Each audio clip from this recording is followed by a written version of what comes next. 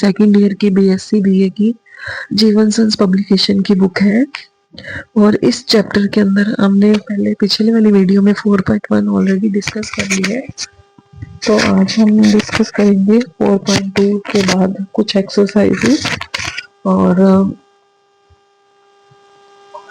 देखिए इस एक्सरसाइज में हमारे पास क्या दिया हुआ है। 4.1 में हमने इसकी स्टैंडर्ड फॉर्म जो कि सेंटर हेड ओरिजिन,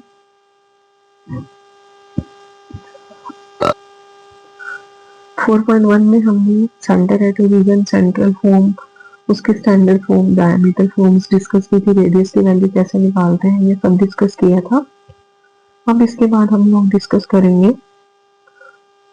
4.2 की इक्वेशन, जिसके अंदर हमें अब 2 टाइप्स और इसमें आपको छोटी छोटी एक्सरसाइजेस मिलेंगी, लेकिन उसके अंदर कुछ टॉपिक्स मिलेंगे। 7 और 8 एक्सरसाइज है जो कि 2-3 वीडियोस में हम लोग कंप्लीट करेंगे। तो इसकी जो नेक्स्ट ये एक्सरसाइज है, इसमें हमें एक स्टैंडर्ड फॉर्म दी हुई है कि आपको एक ऐसा स्फीयर बताना है जिसके लिए आपको ऐसा स्फीयर जो कि 4 पॉइंट्स दे रखे हैं आपको, x1 y1 z1 x2 y2 z2 x3 y3 z3 and 4। अगर स्फीयर इन चारों पॉइंट्स में से पास करता है तो आपको उस स्फीयर की रिक्वायर्ड इक्वेशन कैसे फाइंड आउट कर सकते हो। तो ये इस सब आपको एग्जांपल में, तो ये इसमें जो एक्सप्लेनेशन है उसमें आपको ये काफी बड़ा क्वेश्चन लगेगा। तो आप उसका क्या करेंगे, आपके पास जो अगर हम गिवन पॉइंट्स को स्फीयर के ऊपर सेटिस्फाई करवा देते हैं, सारे पॉइंट्स को पुट कर देते हैं, तो हमारे पास 4 इक्वेशंस बन जाएंगी। 4 इक्वेशंस का आप डिटर्मिनेंट निकाल के इसको सॉल्व कर सकते हैं। लेकिन एग्जांपल्स में आपको ये काफी क्वेश्चन इजी लगेगा। जैसे कि हमें अगर 4 पॉइंट्स दिए हुए हैं, जैसे फर्स्ट पॉइंट है 1 -1 -2, तो आपने गिवन जो स्टैंडर्ड इक्वेशन होती है स्फीयर में, उसकी एक्स वाई जेड की जगह पे 1 0 -1 और 2 पुट करना है। फिर आपने नेक्स्ट 3 पॉइंट्स पुट कर देने हैं। तो आपके पास क्या मिलेगा, आपको सारे एक्स वाई जेड तो खत्म हो जाएंगे, आपके पास सिर्फ यू वी डब्ल्यू और डी में इक्वेशंस बचेंगी। ये यू वी डब्ल्यू और डी की जो इक्वेशन है, आप इसको एलिमिनेशन मेथड से या आपस में, जैसे इन्होंने पहले 2 इक्वेशंस को सब्ट्रैक्ट कर लिया, सब्ट्रैक्ट करके अपने पास u और ऐड कर लिया, तो हमारे पास सिर्फ u और w की इक्वेशंस पहले जैसे हमने 3 - 2 करके रख लिया, जो हमारे पास इक्वेशंस आई हैं उसमें से थर्ड माइनस सेकेंड इक्वेशन कर ली, फोर्थ माइनस थर्ड कर ली, फिफ्थ माइनस फोर्थ कर ली। फिर उसके बाद उन्होंने 6th और 7th इक्वेशन को ऐड कर लिया। मतलब ये आपकी चॉइस है कि आप इसको कैसे सॉल्व करके एलिमिनेट कर सकते हैं वैल्यूज को। u और w में इक्वेशन रह गई है, इसको कोफिशिएंट्स कंपेयर करके एलिमिनेशन मेथड से सॉल्व करके आप लोग वैल्यू फाइंड आउट कर सकते हैं। तो इस वैल्यूज को हम क्या करेंगे, हमारे पास u v w और d की जो वैल्यूज आएंगी वो हमें हमारे रिक्वायर्ड सर्कल के सेंटर और उसकी रेडियस की वैल्यूज दे सकती हैं। तो सेंटर क्या होता है, इक्वेशन सेंटर होता है -u -v -w, और जो रेडियस होती है u square v square w square minus d। तो इस टाइप से हम इसका सेंटर फाइंड आउट कर सकते हैं। अब जैसे इसका एक क्वेश्चन और है, find the equation of the sphere which passes through the origin and meets the axis at a b c।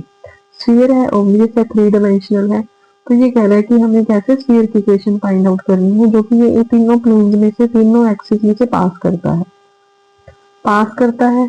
तो एक एक्स एक्सिस का पॉइंट अगर लेते हैं तो हम वो a 0 0 टाइप का होगा, y का 0 b 0 टाइप का होगा और z का 0 0 c टाइप का होगा। तो आपने इन तीनों पॉइंट्स को इसके अंदर पुट कर देना है।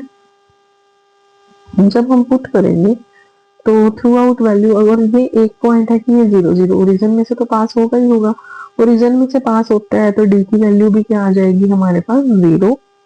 एंड देन अगर वो a 0 0 में से पास होता है तो आपने पूरे स्फीयर के अंदर x को a पुट करके बाकी सारे 0, इसी टाइप से y को 0 b और z को c पुट करके जब हमारे पास इक्वेशन निकलेंगी तो उन इक्वेशंस की जो वैल्यूज होंगी वो क्या बन जाएंगी, u v w की वैल्यूज।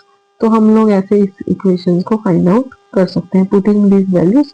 तो अगर ये वैल्यूज को हम पुट कर देंगे तो हमारे पास एक इक्वेशन आ जाएगी u v w की, X square Y square Z square, ये अपने पास रिक्वायर्ड स्फीयर की इक्वेशन आ गई। एंड इसका थर्ड जो इक्वेशन है, तो एग्जांपल है, a sphere of radius k passes through the origin and meets the axis at the center of the triangle ABC lies on the sphere this. हमें ये फाइंड आउट करना है, एक स्फीयर फाइंड आउट करना है जिसकी radius क्या है, k है, ओरिजिन में से पास करता है और एक्सिस को मीट करता है। बिल्कुल सेम क्वेश्चन हो गया ऊपर वाला ही, कि अगर हमारे पास कोई प्रिज्म सेंट्रोइड ट्रायंगल है, उसका सेंट्रोइड भी अगर फाइंड आउट करना है, 3 पॉइंट्स उसके बनेंगे। आपने एक्सिस पे 3 एक्सिस पे जो 3 पॉइंट्स ये लिए हुए इनको ज्वाइन करते हैं तो ये क्या बन गया, ट्रायंगल बन गया। उसका जो सेंट्रोइड है वो क्या होगा, 0 0 0 होगा। तो इनमें से पास करेंगे। हमने ऊपर स्टैंडर्ड इक्वेशन इसकी क्या बनाई है पीछे वाले क्वेश्चन में, X square Y square Z square minus A X, ये हमने पीछे वाले क्वेश्चन में इसका ये स्टैंडर्ड इक्वेशन अभी बना के आए हैं। इस इक्वेशन को यूज करके फिर हमारे पास जो यू वी डब्ल्यू की वैल्यू आई थी वो a/2 b/2 और c/2 था। तो रेडियस की वैल्यू क्या हो जाएगी, U square V square W square minus T. तो ये हमारे पास एक कंडीशन आ गई है। और now the centroid x1 y1 z1 of the triangle is given by, किसी भी ट्रायंगल का जो सेंट्रोइड होता है वो कैसे निकलता है, तीनों पॉइंट्स को ऐड करके बाय 3 कर दीजिए। a/3 b/3 और c/3 इसका सेंट्रोइड होगा। तो सेंट्रोइड अगर ए बी सी की जगह पे हम पुट करेंगे तो वो 9x1 स्क्वायर 9y1 स्क्वायर और 9z1 स्क्वायर बन जाएगा और हमारे पास ये इक्वेशन आ जाएगी। लोकस ऑफ द सेंट्रोइड ऐसा दिखेगा वो, तो ये इसका लोकस बन जाएगा। ये कुछ इक्वेशन हैं। अब find the equation of the sphere circumscribing a tetrahedron. Tetrahedron अगर फेस शेप है तो उसकी भी हमें ये इक्वेशन दे रखी है टेट्राहेड्रन की। तो इसके फेसिस तो ये वाले हैं। सॉल्विंग अगर हम इन इक्वेशंस को आपस में सॉल्व करते हैं, जैसे फर्स्ट इनको आपस में माइनस कर दिया, सॉल्विंग 1 2 एंड 4, अगर हम इनको सॉल्व करें तो हमारे पास x बाई ए की वैल्यू 1, y बाई बी की वैल्यू 1 और z की वैल्यू माइनस सी बचती है। तो x की वैल्यू a, y की b और z की क्या बचेगी, c बचेगी। इस वैल्यू से हमें पता चल जाएगा कि इसका जो वर्टेक्स है वो क्या है, फ्रॉम 1 ए बी और माइनस सी इसका वर्टेक्स है। तो 4 points on the tetrahedron, 4 points इसके टेट्राहेड्रन के कौन से होंगे, देखिए एक वर्टेक्स है इसका ए बी और माइनस सी, बाकी हम निकाल लेंगे। एक बार क्या होगा, माइनस ए बी सी, फिर तीनों पॉजिटिव वाला एक में हो जाएगा ए माइनस बी और सी, ये और इस ए माइनस बी और सी ये तीन वो, और एक उसका क्या हो गया 0 0 0, उसका वर्टेक्स होगा ही होगा। तो इन चारों पॉइंट्स में से अगर पास करता है तो हम चारों पॉइंट्स को इक्वेशन स्फीयर के ऊपर सेटिस्फाई करवाएंगे। इनको सॉल्व करते हैं अगर हम, तो हमारे पास यू वी डब्ल्यू की वैल्यूज आ गई। उस वैल्यूज को हमने क्या करना है, स्टैंडर्ड इक्वेशन के अंदर पुट कर देना है, तो हमारे पास ये इक्वेशन आ जाएगी स्फीयर की। तो इसी के साथ ये सेकंड एक्सरसाइज कंप्लीट होती है। इसमें भी आप लोग देख सकते हैं ये सिंपल क्वेश्चन है। बाकी अगर आपको इनके सॉल्यूशंस चाहिए तो हम लोग इसको, मैं आपको इसकी पीडीएफ शेयर कर दूंगी। सिंपल क्वेश्चन है, इसमें भी देखिए 4 पॉइंट्स में से पास हो रहा है, इसमें भी ये पॉइंट्स में से पास हो रहा है और प्लेन में से पास हो रहा है। टेंजेंट की क्वेश्चन से हम लोग फाइंड आउट कर सकते हैं। तो ये नेक्स्ट वीडियोस में आपको इसके सॉल्यूशंस की पीडीएफ भी डिस्कस करवा दी जाएंगी।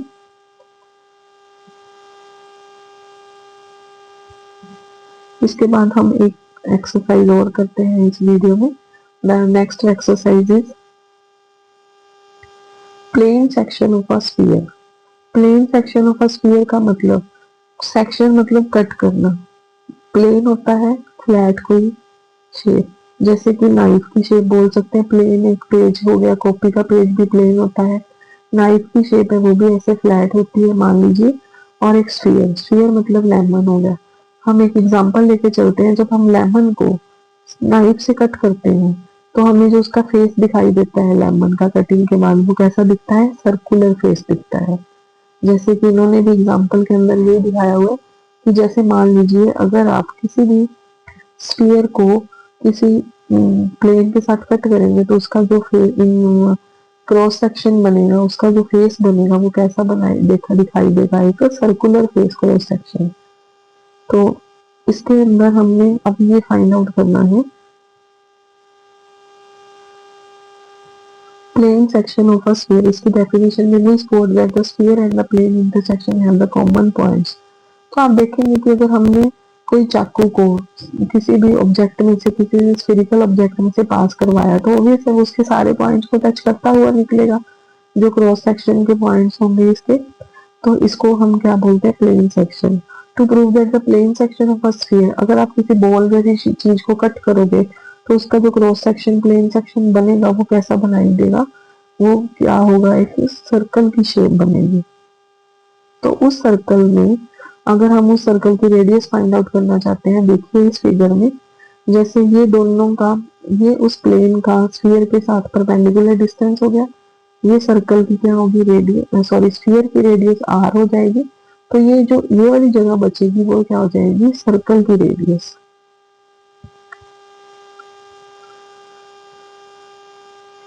इसके बाद है इक्वेशन ऑफ अ सर्कल। तो इस ये सिर्फ ऐसा लिखना चाहते हैं, इन्होंने एक स्फीयर की इक्वेशन लिखी और एक प्लेन की, इन दोनों इक्वेशंस को एक साथ लिख दिया, तो ये कहते हैं कि हमने एक सर्कल को रिप्रेजेंट कर दिया। इट मीन हमने, मैं आपको एक सिंपल लैंग्वेज में बताना चाहूंगी कि मैंने एक लेमन प्लस एक नाइफ रखा, तो उसकी जो कंबाइंड इक्वेशन है वो हमेशा किसको रिप्रेजेंट करेगी, आप यही कहोगे कि वो सर्कल को रिप्रेजेंट कर रही है। तो अगर हमने दोनों इक्वेशंस को एक साथ रख भी दिया, उसके अंदर कोई इंटरसेक्शन नहीं करवाई, तब भी वो किसको शो करेगी, एक सर्कल को। इंटरसेक्शन किसको शो करेगी, सर्कल की इक्वेशंस को। तो इस टाइप से हम लोग इनके न्यूमेरिकल्स करेंगे। Find the centre and the radius of the sphere. Radius of the sphere का हमने, एक तो हमें सर्कल स्फीयर की इक्वेशन दी हुई है और एक प्लेन दिया हुआ है। तो हमें पता है कि इस स्फीयर का अगर सेंटर की बात करते हैं तो 0 0 0, रेडियस कितनी है 5। और हमने अभी कहा था कि, अभी देखा था पहले वाले एग्जांपल में, कि अगर हम स्फीयर की बात करते हैं, P इसका परपेंडिकुलर डिस्टेंस है, AP इसकी सर्कल की रेडियस है, और OP है जो, वो स्फीयर की रेडियस है। ये कैपिटल R है, ये स्मॉल r है, और ये इनका परपेंडिकुलर डिस्टेंस है।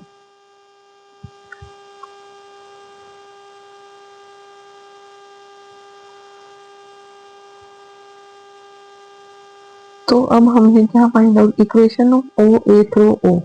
OA की अगर हमने इक्वेशन फाइंड आउट करनी है, तो देखिए अगर हमारे पास 2 पॉइंट्स फॉर्म अगर हम डिस्कस करते हैं, अगर हमें 2 पॉइंट्स दे रखे होते हैं, मैं आपको पॉइंट्स फॉर्म में लिख के दिखाती हूँ, A1 B1 C1 और A2 B2 C2।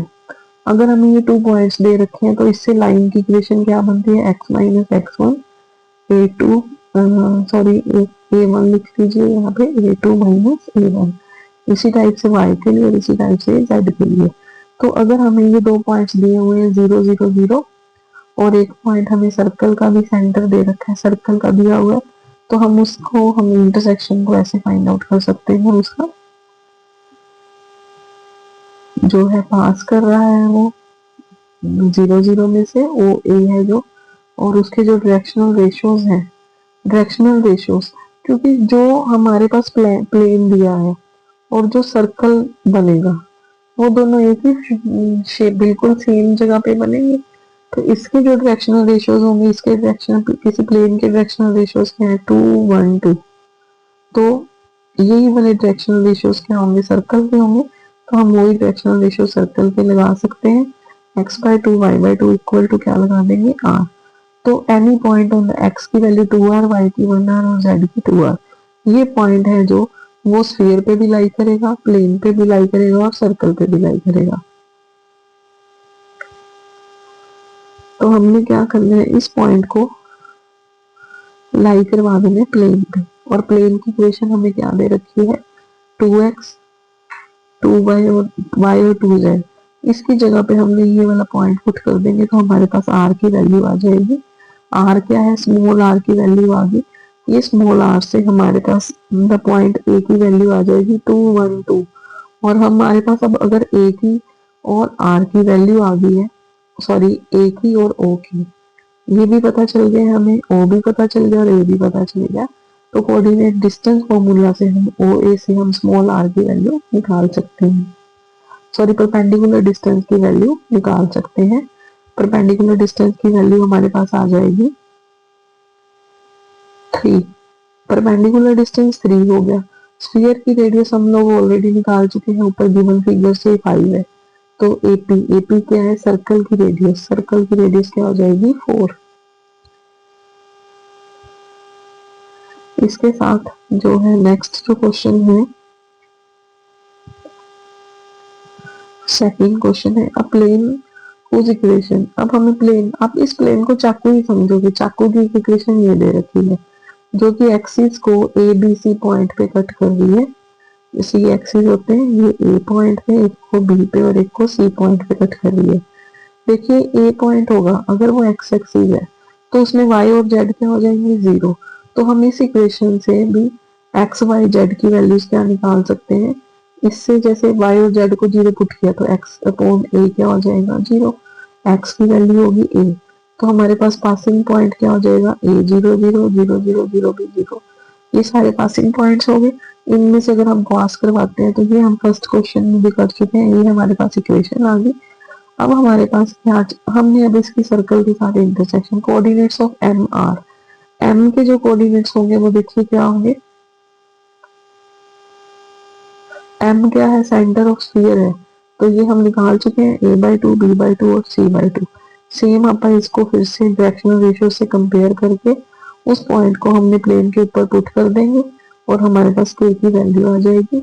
इस k की वैल्यू को हमने कहाँ पुट कर देना है, putting the value of k in 8 equation जो हमारे पास कोऑर्डिनेट ऑफ पॉइंट्स ई आए थे उसमें अगर हम पुट करेंगे तो हमारे पास रिक्वायर्ड सेंटर की इक्वेशन आ जाएगी। ये सेंटर किसका है, सर्कल का है। तो ये हमारा जो टॉपिक था वो intersection of circle and sphere.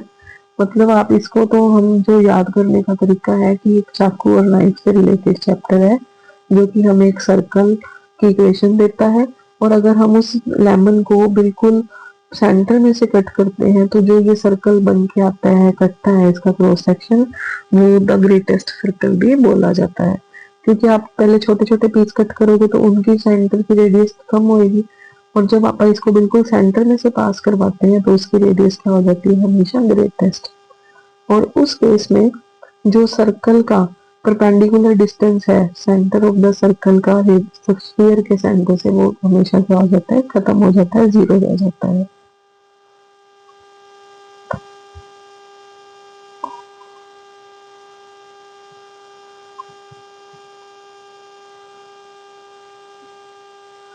तो ये हमारा इसमें 2 एक्सरसाइज कवर हुई है। हम नेक्स्ट एक्सरसाइजेज अब नेक्स्ट वीडियोस में करेंगे। इसी के साथ ये वीडियो हम कंप्लीट करेंगे। और प्लीज अगर आप चाहते हैं कि आपको ऐसी वीडियो मिलती रहे तो आप इस चैनल को लाइक और सब्सक्राइब करते रहें। Thanks everyone.